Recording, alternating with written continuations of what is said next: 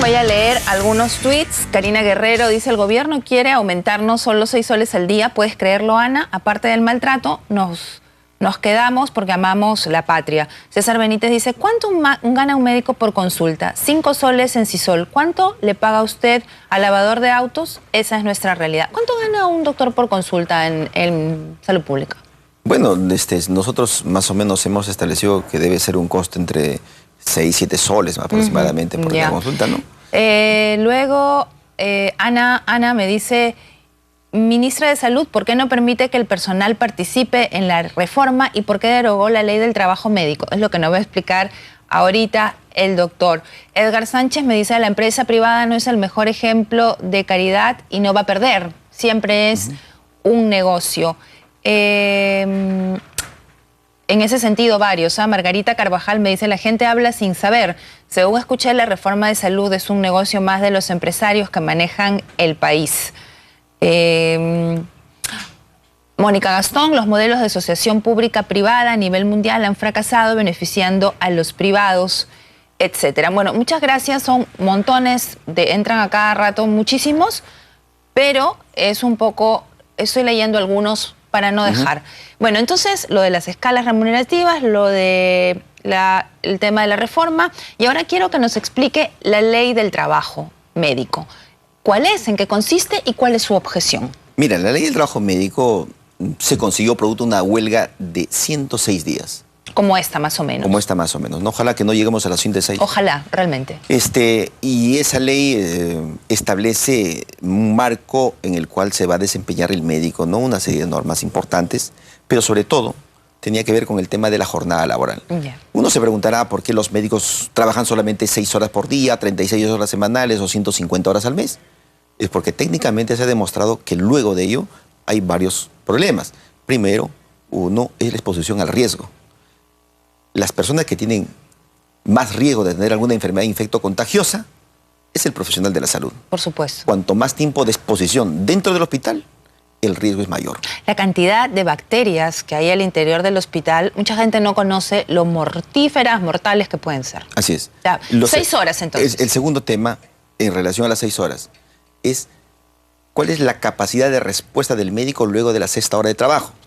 Obviamente, si hace unos años atrás había una gran demanda de la población que los choferes de servicio interprovincial no manejaran más de 4 horas de manera consecutiva, es porque el riesgo en la conducción de ese vehículo era mayor para los pasajeros.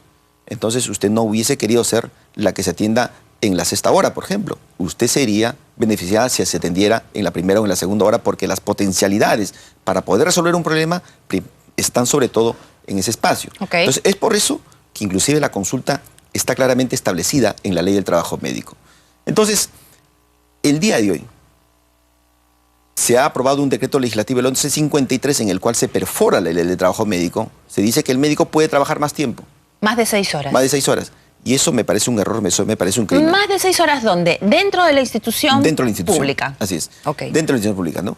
Entonces, promover una jornada laboral mayor es exponerlos al riesgo de las enfermedades, es exponerlos al riesgo también a los pacientes propiamente, porque una persona, usted verá, existe un agotamiento mental en cualquier espacio laboral. Y la actividad médica es una actividad que de decisiones permanentes, ¿no? Pero ¿no será que han ampliado el número de horas porque muchos doctores después del servicio público se van a uno privado igual?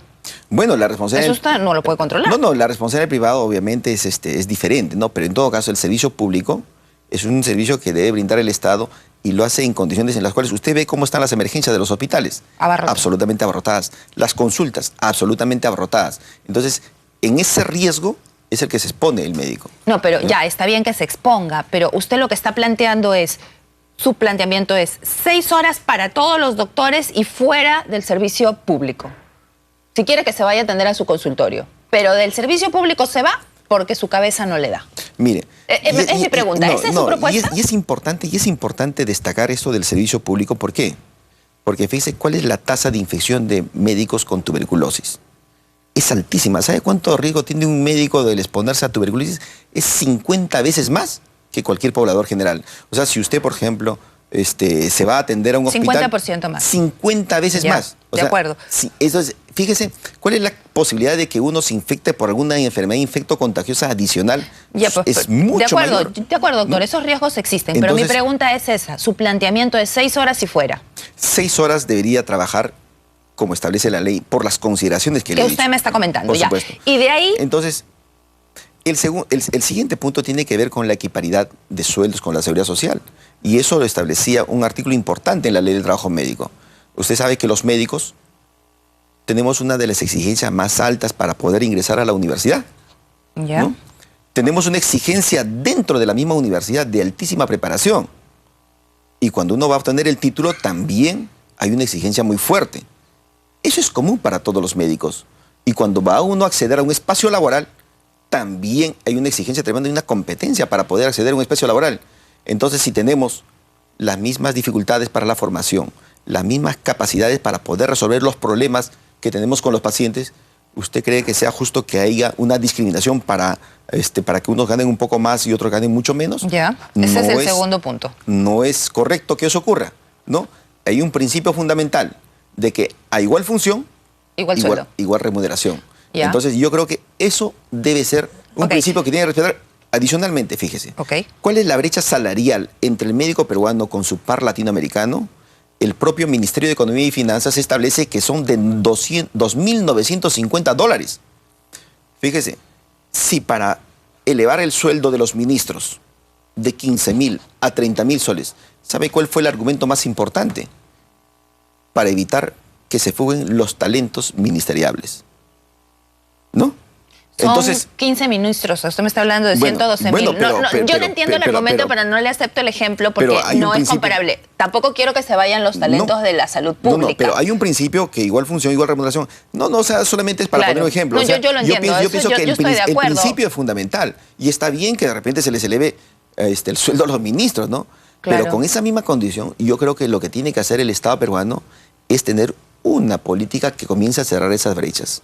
Ya, entonces quiero desmenuzar. ¿Alguna cosa más en la ley que se haya perforado? Bueno, fundamentalmente esos dos aspectos. Esos dos, vale. Entonces, ¿qué cosa le va a implicar al Estado peruano? ¿Cuánto de dinero le va a implicar al Estado peruano restaurar estos artículos de la ley del trabajo médico? Ni un solo centavo.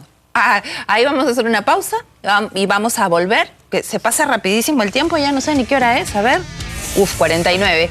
En los últimos minutos del programa vamos a explicar estos dos últimos puntos para que usted termine de hacerse una idea de cuáles son los reclamos de los doctores en esta huelga médica. Ya volvemos.